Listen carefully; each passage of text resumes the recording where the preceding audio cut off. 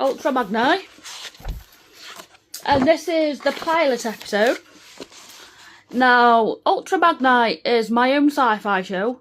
Now, at the time with the voices, I wasn't really watching any TV because when the voices were really that bad and there were so many, you couldn't really concentrate on the telly. So I've missed out on a lot of TV as well, because your mind's always on these voices, and they just wanted you to be someone.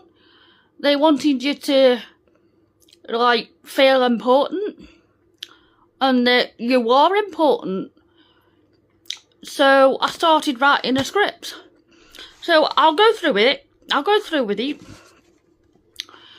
So this is Altrimagni Sci-Fi Show. This is the pilot episode. And like I say, I hope you can last 13 pages. And you'll have to let me know if it's been done before or whether it's whole new.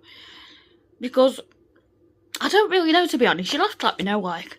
Now, I'm no good at, like, acting and stuff like that. So I'm just going to read through it normal. Because, honest, I'm not really good at that. So I'll read through it and we'll see how the 13 pages go. Right, this is page 1. So, Brian Liegeman, a young female, hoping one day be captain of her own crew. For the moment, her job is an interview, which basically is interviewing everyone that comes into headquarters and giving each member a background history. Brian Liegeman walks into her office and has a sip of green tea, an old hearth drink from the 3rd century AD in the southwest. She has an appointment with a person today hoping to join the team, but will she have what it takes to pass the interview stage? Brian finishes sipping her green tea. The phone rings. Ring, ring. Ring, ring. Brian answers. It's the receptionist. Brian says, "Hello, sir." Receptionist, "Hello, Brian.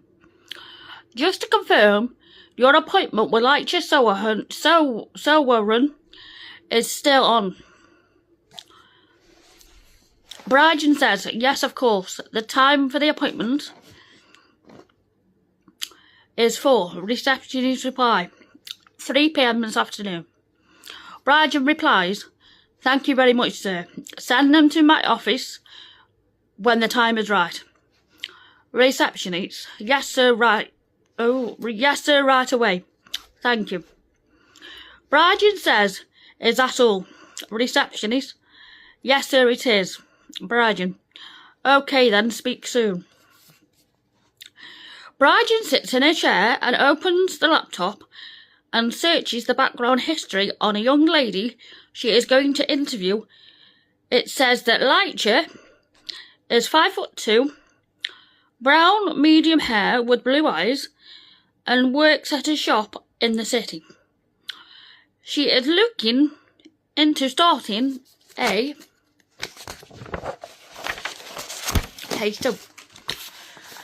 career and gain experience in joining the team.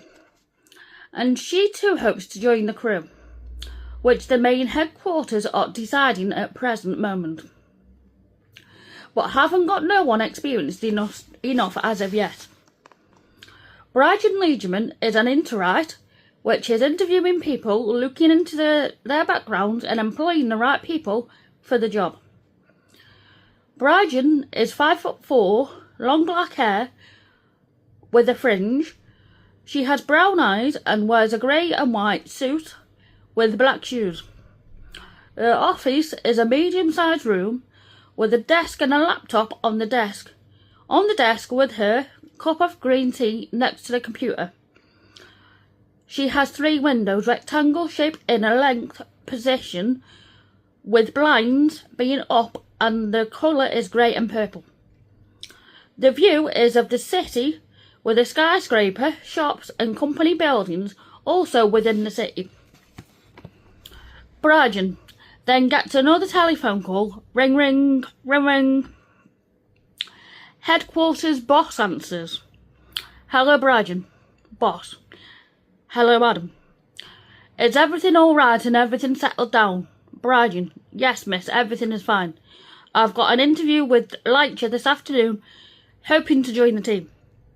The boss. Let's hope she's the right candidate for the job. Only time will tell. Brian. Yes, miss, you're absolutely right. We'll get back to you once I have interviewed Lightyear and give you my opinion. The boss. Very good. Keep up the good work, madam. Brian. Yes, miss, I will do. Bye, miss. Boss. Bye, Brian. 8 minutes. I'll keep an eye on the time. Page 3, I think we're on. It's 3 p.m. And she rings the receptionist. Ring, ring, ring, ring. Reception answers. Is my 3 p.m. appointment arrived yet, sir? Receptionist. Yes, miss. I will bring her in momentarily. Brian. Thank you. Brian is facing the window on her chair. Someone presses the buzzer. Brian says, come on in. The receptionist brings Lightyear in and says, here you go, miss. Lightyear here for a 3 p.m. appointment. Brian. Hello, Lightyear. Nice to meet you. Lightyear replies. Nice to meet you too, Brian says. To the receptionist. That'll be all, thank you, receptionist. Yes, miss. Receptionist leaves the room and Brian says, please take a seat. Lightyear looks so nervous, she walks to the chair and sits down with a tall posture, wearing a navy blue suit, skirt and tights with black boots, and a bow tie, with neat shiny hair, wearing glasses and a watch. Brian sits down in her seat and asks, how did you hear about this position? Lightyear replies, in the grandpa, miss. Brian. Okay, so let's begin. You know you are applying for the position coder. Can you tell me more on this, please? Lightyear. Yes, it's the process gathering information in the system, also to examine in detail to get the results needed. Brian. Great. Why do you want to work here? Lightyear. I feel I'm confident in learning new skills, expressing my emotions to feel I can do the job, on task and ready on time. Brian. Very good. What are your goals for the future? Lightyear. I want to become part of the crew, to work in a team and on my own initiative. 10 minutes already, Hughes. Doesn't matter, everyone loves a good story, yeah? Brian. Excellent, Lightyear. Is there anything that you wanted to ask me? Lightyear. How long has the company been going for? Brian. It's a relatively new company, only 2 years old. We are getting there with empowering people to join and gain skills and learning. Obviously is an important role within our company, and maybe get a promotion when the time is right. Anything else? Lightyear. Nothing to add at present moment, miss. Brian. Well, I guess this is it. I will call you to let you know if you have been successful. Lightyear. Thank you very much, Mitch. Thank you very much, miss. I look forward to hearing from you, hoping. Brian. Let's see you out. Brian and Lightyear stand up, they both shake hands, and Brian leads Lightyear to the door and says, turn right and continue straight until you see the receptionist, and he will show you out. Lightyear. Very well, miss. Thank you. Brian presses buzzer to close the door. Lightyear walks away as door closes. Brian makes herself a green tea, pours water in a cup and a tea bag in for 60 seconds, lets it cool for a minute, and carries her drink to the desk, places it onto a coaster, a purple and grey one pattern design on it, with the words always keep shining. She then turns her chair, sits down and turns into her desk. I am keeping an eye on Sam, try and read as quick as I can. Brian then rings her boss. Ring, ring, ring, ring. Boss answers. Hello, Brian. How did the interview go? Brian. It went really well. She is so suited for this job. I will send you the details of the interview now. Boss. Thank you, Brian. I will look through the interview now and give you an update. Brian. Yes, of course. Thank you, boss. Right, so speak soon. Brian. Yes, thank you, bye. Brian puts down the phone and continues in sipping a green tea. Boss now has a look through the interview through the video feed and looks for any mistakes that had been made. And so far nothing had occurred, as the video feed would let the boss know if there was any mistakes in the video. The video can hack into people's minds and tells them if they're ready for the job or not. Boss's name is Ultriga Maze. Medium build, 5'5", with brown eyes, wearing dark grey shirt and black shoes, and a watch on his left arm. His office is similar to Brian, but got his own sleeping arrangements in there for the long hours that he works. Ultra Guy stands up by his desk and picks up the phone. Ring, ring, ring, ring. Ultra Guy. Hello, Brian. Brian. Hello, sir. Is everything okay, Ultra Guy? Yes. I have had a look through the interview and she is totally right for the job. Brian. All right then, so that settles it. Ultra Guy. Yes, indeed. Okay, you can employ her for the role. Sound. Brian. Right away, sir. It will be my pleasure in giving the good news. Ultra Guy. Okay, thank you. And speak soon. Brian. Yes, sir. Sound. 15 minutes already. I told you it was a long one. Everyone loves a good story.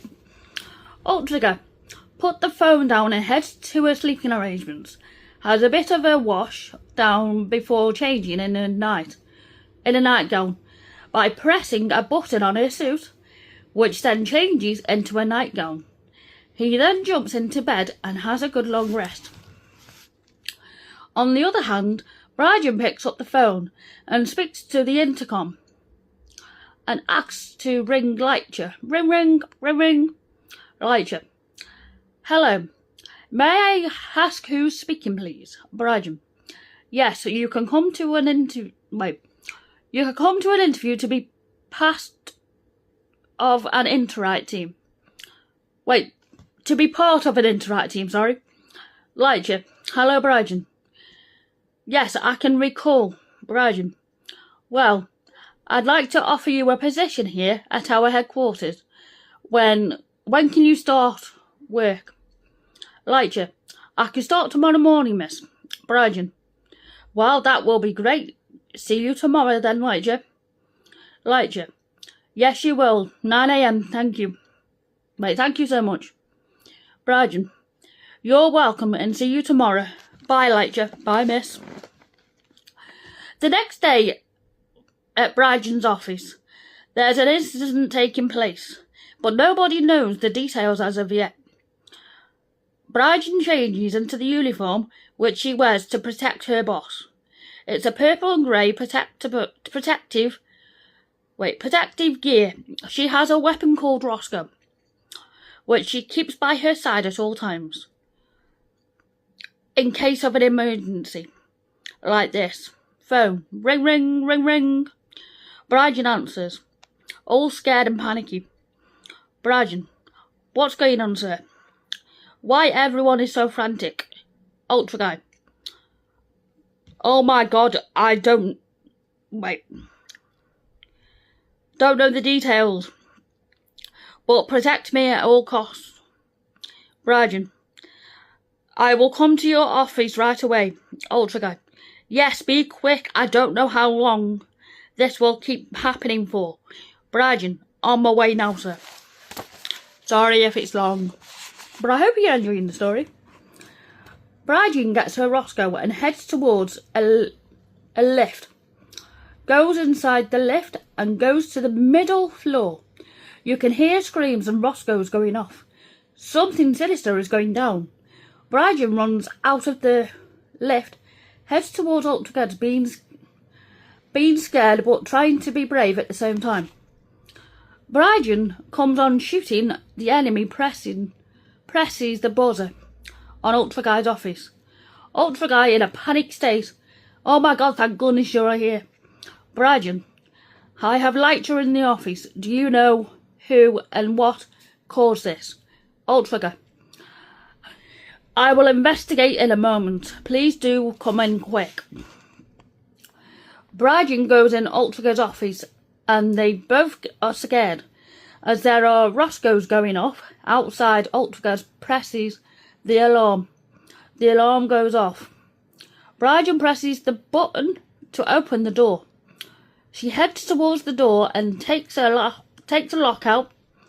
Brian, sir, you need to see this. Altrimagni, I am on my way.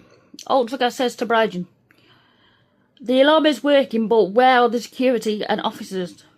Brian, I don't know, maybe they came from the back entrance. Altrimagni, of course, yes. Something needs to be done. Brian, hang on, I will protect you. You know, with Altrimagni, don't make sense this bit. I do understand. Brian, get back right in your left ear. That doesn't make sense this bit. And when you even notice, right, that doesn't make sense. I need to rewrite that one. Brian holds her Roscoe and aims while running to the lift. Everyone else seems to start to settle, but still in a frantic state. She presses the button for the lift. Presses the button to talk to the intercom. 20 minutes. Oh. Brian in the lift with Altrimagni. Brian protects the boss by shooting at the enemy, while the lift doors are closing on them. Brian presses the intercom. The intercom says, which floor? Brian, ground floor. The lift takes out time going to the ground floor. Altrimagni speaks. We need to find what's going on, Brian. This can never happen again while I'm in charge. Is this understood? Brian, yes, sir. Understood. Let's get you to safety and in protection right away. Follow me, sir. Altrimagni follows Brian as they both leave the lift. Security has finally arrived. They are taking down the enemy who we don't know as of yet who they are. The security walks up to Brian and Altrimagni. Security officer's name is Mason, or Mosen. His age is 45 years old. Black hair. His height is 6'2" tall. He is a medium build and he is the captain of a new security team called Ladra Constrain. I think that's how you say it. Ladra Constrain, which has a number of officers, and they are training a couple of new members. Leonica and Beraldo. Leonica and Beraldo. Mosen says, Brian, we need to calm the situation, so I need you and Altrimagni to follow me. Close instructions carefully to detail. Is that understood? Brian, yes, Captain, I understand. So what's your protocol on this situation? Mosen, I need to get to the office and shut everywhere down as soon as possible, so everyone is under lockdown. Brian, I take it you know where the main office is, sir. Mosen, indeed I do. I want you and Altrimagni to head towards underground. Do you know where that is? Brian, Yes, I do. It's top security level, so only main members have access. 22 minutes. I do apologise. To the underground base. Bosun. Good. Go there now quickly. Fast as you can. Bridgen and Ultriger go towards the entrance. Turn right to the stairwell, leading down towards the underground base. Bridgen fires his Roscoes at the enemy, who was trying to stop Bridgen and Ultriger heading towards the underground base. They arrive at the door, but they don't have the access card to open the door. So Ultriger has to break into the security access for the base. It's a good job that Ultriger carries special equipment for this occasion.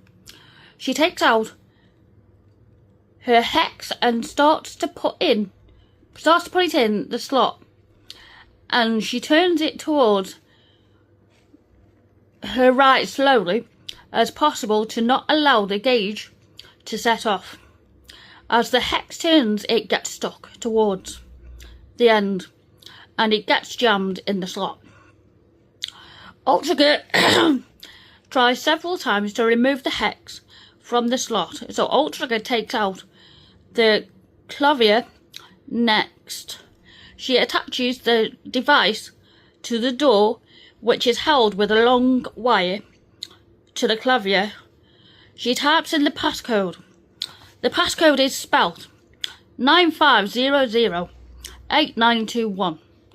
She enters the passcode a few times, but it's not giving them access to the door. In the meantime, Bridgen is shooting his Roscoes at the enemy, killing them with one by one shooting at Ultriger. What's taking so long? Ultriger shouts. The system's failing. Nothing is allowing the door to open. Bridgen shouts. Well, hurry up. You need to gain access, Ultriger. I am trying. I may need to use the final step. Bridgen. What's that, Ultriger? I will need to use the device, 'cause that's the only option left. I didn't think I'd rise so much. Ultriger goes to the cupboard next to the door. He takes the screws out of his pockets. He unlocks the cupboard quickly as possible. Ultriger shouts to Bridgen. I managed to unlock it, Bridgen. Bridgen. Good. Now pick up the container and take it to the door. I will cover you. Ultriger slowly but quickly picks up the container, trying not to drop the box.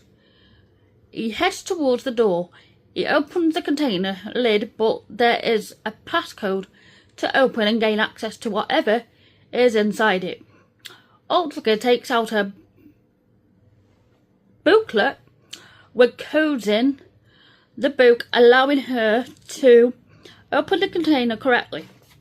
She goes to page 15 within the book, reads through until he finds the number 22. He reads the code out loud. The code is code red 89501.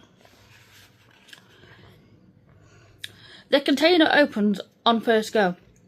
She takes the lid off gentle, because anything could set the device off. One slightest movement, then bang, it explodes. She connects the device to the door, set a timer so it can go off. When the timer is right, he puts in the codes, then presses the start button and the countdown begins from 30. She shouts to Bridgen, we need to run. I mean now. Do it. Bridgen. An Ultriger guy goes straight up the stairs, far away as possible as the countdown continues. With the voice counting the numbers down, they both stay hidden, and the voice counts down from 10, 9, 8, 7, 6, 5, 4, 3, 2, 1. Bridgen shouts, get down. They both get down and a loud bang occurs. It blows the door open and smoke and flames are everywhere. That's page 10. Page 11. Do you like me to continue? Brian runs towards the wall on the right side. He breaks the glass surrounding the fire extinguishers. He grabs the extinguisher and runs with it towards the blaze. Turns the power on and starts it up. It takes a few seconds and the water squirts out. He aims the water at the blaze. Brian, Altrimagni, what's taking you so long? Altrimagni, I am on my way, Brian. Why are you so slacking? Have you forgot about your training? Altrimagni, no, I have not. It won't happen again. Brian, go to the pad on the wall next to you. Altrimagni, aye, sir. Brian, quickly, go on. Altrimagni goes to the pad. There's a code. Altrimagni presses buttons and activates the sensors. It sets off a trigger, and water pours from the ceiling of the pipes, and water comes crashing down while Brian tries to keep the blaze from not spreading. It takes less than 10 minutes for the blaze to be put out. Within seconds, let the area cool off before entering the underground base. Brian and Altrimagni enter the underground base. Within the base there is a prototype computer system which they can't gain access to. Brian, what do we do now? Altrimagni, there is a secret door that leads to the actual control panel. Brian, how do we get there? Altrimagni, go to the door. Can you see a silver door over on the far right? Brian, yes sir, I can. What do we do? Altrimagni, we walk towards the silver door. They both walk to the silver door, dodging objects that are on the floor in the way of the walk. Brian trips over the objects, lifting himself up every time he falls. Nearly done, nearly done, nearly done. Oh, it's half an hour this is already. They both head towards the silver door. They both stand towards the silver door. It's a solid door. Brian, why does every door has a security system? Altrimagni, it was fitted at the start of the company to ensure nobody can get in or out. Brian, how do we get the solid door to open? Altrimagni, you have to enter a number and one code word to grant access to the room. Brian, what's the access code? Altrimagni, it's somewhere in this room. Brian, give us a clue. Altrimagni, it's hidden in a safe on the wall. You will need to use a key to open this. Brian, all right. So where is the key? Altrimagni, by the main front desk area. Brian, right. I will go look for it now. Altrimagni, hurry up about it then, before the enemy gets here. Brian, I am on it right away. Brian puts everything down and heads towards the desk, not dark. He approaches the desk and starts looking in the drawers for a safe. He enters. Key to the safe. The safe opens inside. There's a number and code name for the solid door. He heads back to the door and enters the number and name to gain access to the inside of the solid door. Last page. Honestly, it's last page. I didn't think it was 30 minutes.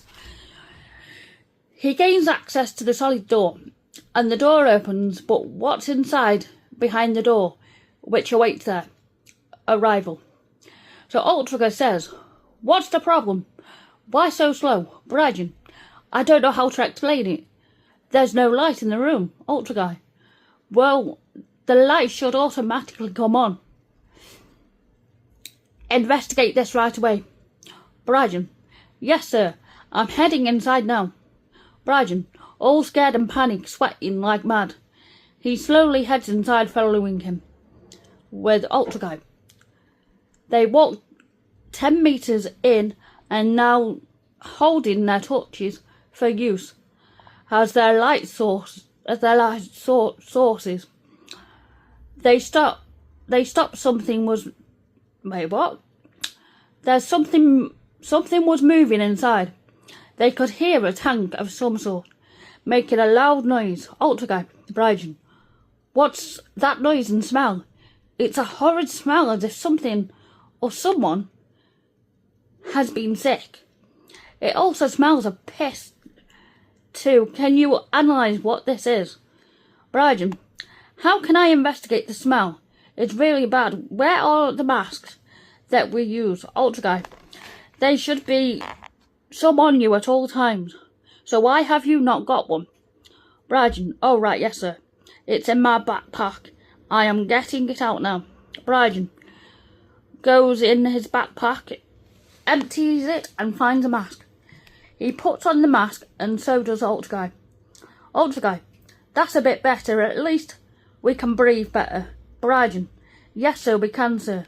What now? Altrimagni, let's find out with what's in this room. Brian heads further into the room. The smell is becoming unbearable to handle. Altrimagni follows closely behind, trying not to pass out due to the smell.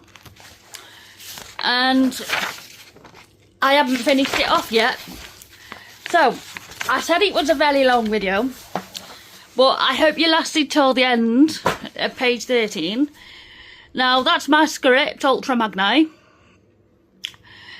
I hope you like this video. I'm sorry it's really long, and I shouldn't have to apologise, but I've got plenty of time in the world, you know what I mean, like. So, like I say, I hope you like it and you made it to the end of the video. Let me know your thoughts, and see you later. Bye bye.